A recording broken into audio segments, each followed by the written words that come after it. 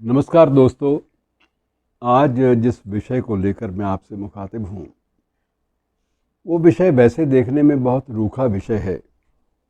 दिलचस्पी आम तौर पर उसमें नहीं बनती कि इस बारे में क्या कहा जाए, लेकिन बहुत सारी ऐसी दिलचस्प बातें हैं जो ये साबित करती हैं, जो ये सामने हमारे स्पष्ट करती हैं कि नहीं, ये विषय जो है बेहद महत्वपूर्ण है। और विषय है अनुवाद। अनुवाद का विषय मैं आज इसलिए ले रहा हूँ कि आज अंतर्राष्ट्रीय अनुवाद दिवस भी है। और ये अंतर्राष्ट्रीय अनुवाद दिवस का महत्व आप सब जानते हैं कि अनुवाद जो है उसके बिना हम किसी भी मूल को समझ नहीं पाते। और पुराने वक्तों में इसके लिए भाषा टीका सहित एक शब्द होता था जो आप संस्कृत के सारे ग्रंथों के नीचे लिखा जाता था। गीता के भी जो ग्रंथ प्राचीन जो भाष्य हैं उनके नीचे भी यही कि भाषा टीका सहित, और ये परंपरा चली आ रही है। मित्रों, अनुवाद की जो परिभाषा है उसको बयान करना आसान नहीं है। अनुवाद की सबसे पहली शर्त यह है कि अनुवाद ऐसा हो जिसमें मूल जो कृति है, जो मूल रूप में लिखी गई है, उसकी आत्मा की हत्या ना हो।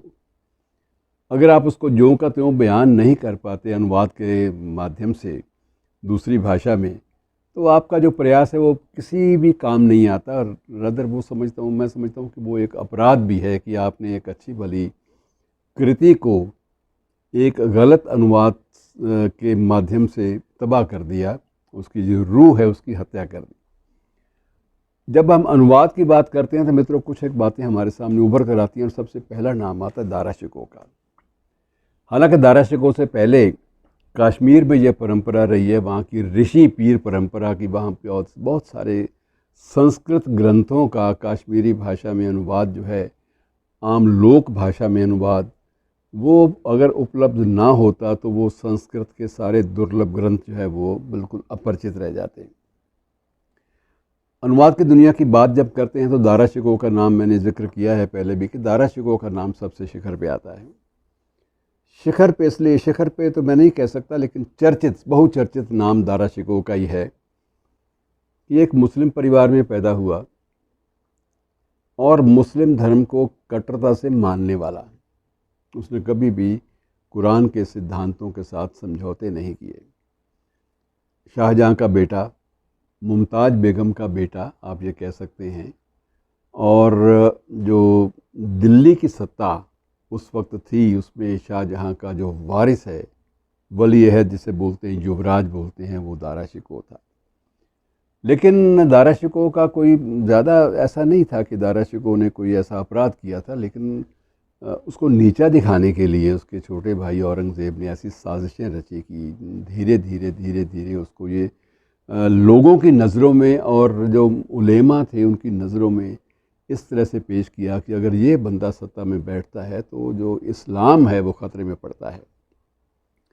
बहरहाल ये उनका आपसी मसला था, सत्ता की लड़ाई थी। सत्ता की लड़ाई में दारा शिकोह का अंत जो है वो बड़ा दुखद हुआ, और इसलिए भी दुखद उसको मानता है मन। इस शख्स ने जो काम किया वो बड़ा अद्भुत था। आप हैरान होंगे कि ये संस्कृत का प्रकांड पंडित था, और संस्कृत का प्रकांड पंडित हुए बिना कोई भी व्यक्ति 50 पुराणों का संस्कृत में जो लिखे गए थे, जो संस्कृत में जिनका जो संस्कृत में ही उपलब्ध थे, उन सब का पर्शियन में अनुवाद करना ये एक बहुत बड़ी बात थी, और उस बंदे ने किया। 50 मित्रों पुराण उसने अनुदित रूप में मिलते हैं उसके द्वारा अनुवाद किए हुए। और उसका मकसद एक था कि इसी तरह से जो आपसी जो दूसरे धर्म हैं, अगर हमारे इस्लाम के जो धर्माचारी हैं, अगर वो जानना चाहें कि इनमें है क्या, तो उनके लिए मार्ग एक ही है कि उनको अनुदित रूप में पर्शियन में मिल जाए।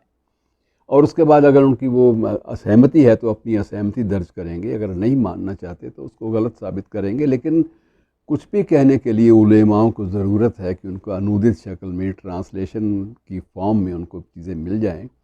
और ये आप मान के चलिए कि कितना बड़ा उसने काम किया। और दो उसकी जो पुस्तकें हैं, विशेष रूप से योग वशिष्ठ, संस्कृत में है पूरा का पूरा, और वो दारा शिकोह ने अनुवाद किया उसका पर्शियन में। इसी तरह से दूसरी पुस्तक श्रीमद् भागवत गीता। श्रीमद् भागवत गीता का अनुवाद भी पर्शियन में सबसे पहली बार दारा शिकोह ने किया था। कहाँ सत्ता के दायरे में पला व्यक्ति और कहाँ ये बौद्धिक कवायदें, ये बड़ी अजीब लगती है बातें। तो ये एक उसकी बहुत बड़ी देन थी, और आज भी उसकी जो पांडुलिपियाँ हैं, उसकी जो लिखी हुई जो हस्तलिखित पांडुलिपियाँ, और उसके बाद उनकी जो प्रतियाँ हैं आगे हाथ से लिखी हुई अलग अलग मैन्युस्क्रिप्ट्स हैं, वो सारी की सारी दिल्ली में कभी आप जाएं, कश्मीरी गेट में श्री गुरु गोबिंद सिंह इंद्रप्रस्थ यूनिवर्सिटी है, उसके जो म्यूज़ियम है, संग्रहालय में सारी की सारी पुस्तकें आप देख सकते हैं, और आप हैरान होंगे कि अनुवाद में कितनी ताकत होती है कि उस बंदे ने क्या नहीं किया। मित्रों, वो बंदा वैसे ही बड़ा गज़ब का था। श्री गुरु हर राय के साथ भी उसके व्यक्तिगत आध्यात्मिक संबंध थे, और आध्यात्मिक चर्चा दोनों में खूब होती थी, और उसके ऐसे ही संबंध मियाँ मीर के साथ थे। मियाँ मीर उसे बेहद प्यार करते थे, इसलिए कि वो जो कुछ कर रहा था वो बड़ा अद्भुत था। और सूफ़ी संप्रदाय पे भी जो काम उसने दारा शिकोह ने किया अनुवादों की शक्ल में भी, वो एक ऐसा माना जाता है कि वो कालजयी कृतियाँ हैं जिनका उल्लेख वक्त पे होता रहेगा। और दूसरी बात, अनुवाद में ताकत क्या है मित्रों, दो बातें मैं आपके सामने रखना चाहता हूँ। गीतांजलि को जब नोबेल पुरस्कार के लिए नामित किया गया, गीतांजलि को जब नोबेल पुरस्कार के लिए नामित किया गया, तो उस वक्त एक बाधा आड़े आई कि इसका अंग्रेज़ी अनुवाद नहीं है, वो होना चाहिए। और उस वक्त ये था कि टैगोर को लगा था कि अगर अनुवाद कोई और करेगा तो शायद इसकी मूल भावना जो है वो उसको व्यक्त ना कर पाए, और टैगोर ने स्वयं ही गीतांजलि का अनुवाद अंग्रेज़ी में किया, और तब वो नोबेल प्राइज़ कमेटी को, नोबेल पुरस्कार कमेटी को भेजी गई उसकी प्रतियां, और उसके बाद उसको नोबेल पुरस्कार मिला। और दूसरी, इसी संबंध में कामायनी का जिक्र भी होता है। कामायनी के बारे में भी ये था कि कामायनी एक ऐसा काव्य है जो पैराडाइज लॉस्ट मिल्टन का जो था उससे भी बेहतर छवि वाला काव्य था, उससे भी बेहतर सामग्री वाला, बेहतर गहराई वाला। लेकिन कामायनी को इसलिए उस पर विचार नहीं हो सका क्योंकि कामायनी की जो अनूदित प्रति थी वो पुरस्कार समिति के पास नहीं पहुंची थी। तो ऐसे बहुत सारे अनुवाद के महत्व की बात मैं करता हूं कि अनुवाद जहाँ जहाँ इतना ज़्यादा महत्वपूर्ण भूमिका निभाता है। और सबसे बड़ी बात जो मैं मानता हूं कि उर्दू अदब के क्षेत्र में अनुवाद ने जो काम किया है वो अद्भुत है। आज भी मित्रों, अगर नई पीढ़ी जो है, युवा पीढ़ी जो है, अगर वो पूरी तरह से परिचित है उर्दू अदब से, वो उसको उर्दू के शायर भी याद हैं, उर्दू की शायरी भी याद है, तो उसका एक जो विशेष जो देन उपलब्धि की, उस उपलब्धि के लिए जो देन दी जानी चाहिए वो अनुवाद को है कि प्रकाश पंडित जैसे लोगों ने, और दीगर अयोध्या प्रसाद गोयली और कुछ और ऐसे अनुवादक हैं जिन्होंने उर्दू अदब को बिल्कुल पूरी तरह से एक उसमें जान डाली, नई पीढ़ी के लिए रास्ता खोला। अब इसमें मित्रों एक संकट आता है। संकट यह है कि अभी गूगल ने भी अनुवाद की प्रक्रिया शुरू की है। अब आप कोई भी चीज़ आप तलाश करो तो आपको अनूदित शक्ल में हिंदी में, मराठी, बंगला भाषा, पर्शियन और पंजाबी में आपको मिल जाती हैं। लेकिन दिक्कत ये आ रही है, अभी भी दिक्कत ये आ रही है कि जो गूगल के जो अनुवाद हैं वो शाब्दिक अनुवाद हैं, उसमें भावात्मकता बिल्कुल नहीं है। मूल जो भाव है वो पिट जाता है।